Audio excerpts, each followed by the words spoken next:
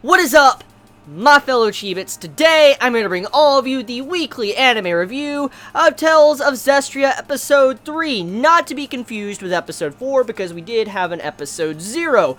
So Episode 3 is here. And I gotta say, I think this is probably my favorite episode so far of the series.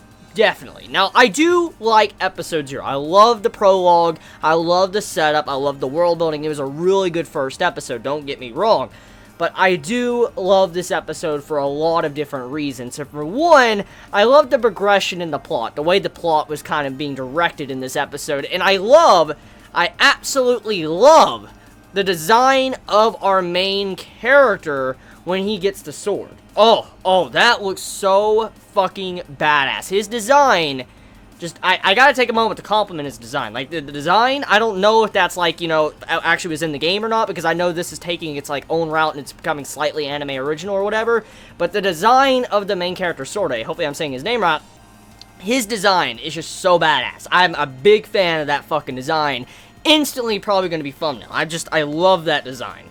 Hopefully I'm not the only one that liked it. I just love the flame effects, the particle effects. I just loved all of it when it came to the fucking design. When you saw him transform like that and you see him fighting, I'm a big fan of that. I really love that interesting, unique design that the main character had. And if there's one thing I think miniseries lack, or one of the things that miniseries don't do right, is they don't make the character feel very unique. Or the design of some of the characters when it comes to their clothing or attire just doesn't look that interesting. Usually they look very plain. And I gotta be honest here, when it comes to the main character's design, like his, you know, overall clothing, it looked rather plain, something you would normally see. But the design the main character has when he transforms, just big fan of it. I love that type of stuff. I love unique, interesting little designs. That's why I like Boku no Hero Academia. I love the unique designs when it comes to, like, characters or villains and stuff. I just love that type of stuff.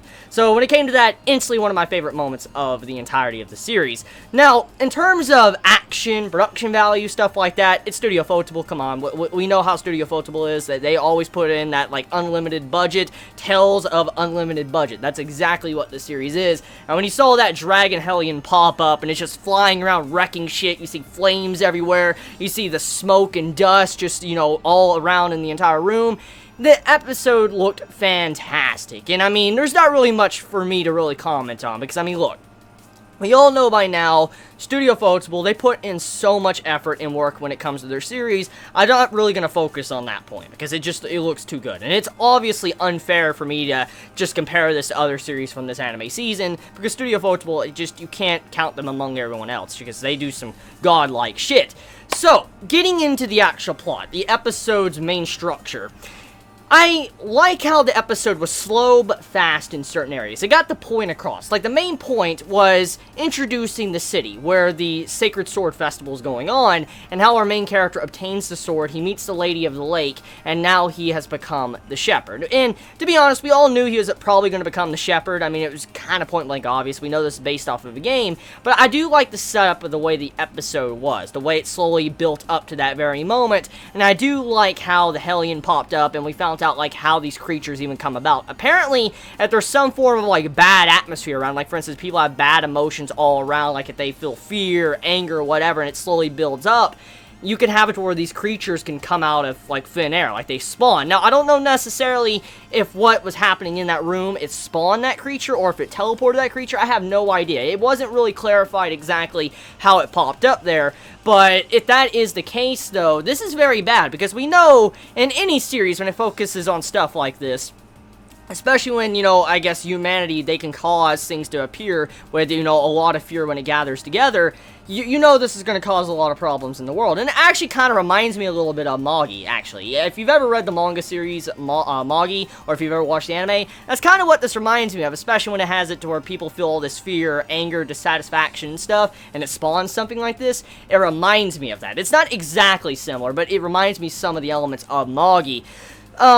one of the things, though, I did enjoy was that we found out the Hellion that we saw fighting in last week's episode and also in the first episode, episode 0, apparently he doesn't want to go after the princess whatsoever. He doesn't even give a shit. He's like, you know what, I'm interested in the princess, and I don't want to kill her, I don't want her life, but that doesn't mean other people don't want her life. So we got set up here that there is some form of politics amongst the princess that do not like her around because they think she's either very naive or she is not really suiting their agenda. And we know how politics are, especially in medieval times. If you're not doing something that a politician or a noble wants you to do, they're probably going to just fucking slit your throat. And that's kind of what's going on here. The princess is not being like, you know, a princess that's following the rules. For instance, you know, someone that's just listening to everything that someone tells her to do. She's actually willing to be forceful and do the things she thinks is right. And the politicians don't like that. So they're like, fuck her, let's try to kill her. And that's what's going on in this episode.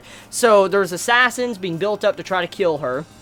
And because of this, we have it to where that's one of the main plot points of the series. People are after her life. And the reason why I'm assuming the Hellion even tried to come after her in the first place in episode 0 was because, you know, an assassination attempt. That's kind of what was going on there.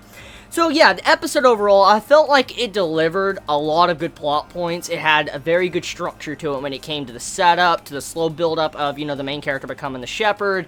And I do love the production value as well, which is granted, I mean, studio votable. So yeah, it was definitely one of my personal favorite episodes of the series thus far. Now, I was hearing something from fellow Chibits on Twitter, and I could be completely wrong with this. So if this is inaccurate information, don't, you know, get upset. I'm just saying, as I've said many times, I'm an anime only, have not played the games. The only Tales game I've ever played is Tales of Zestiria, so I'm completely like a novice to Tales of Zestiria. Just FYI.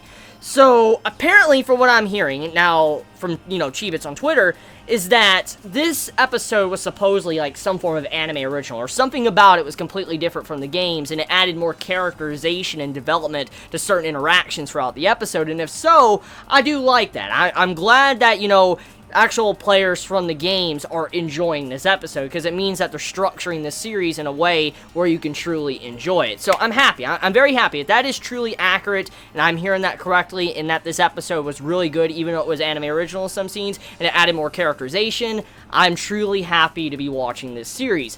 So that's about it. You all have a wonderful day, or night, wherever you live. Please be safe. Chibi out.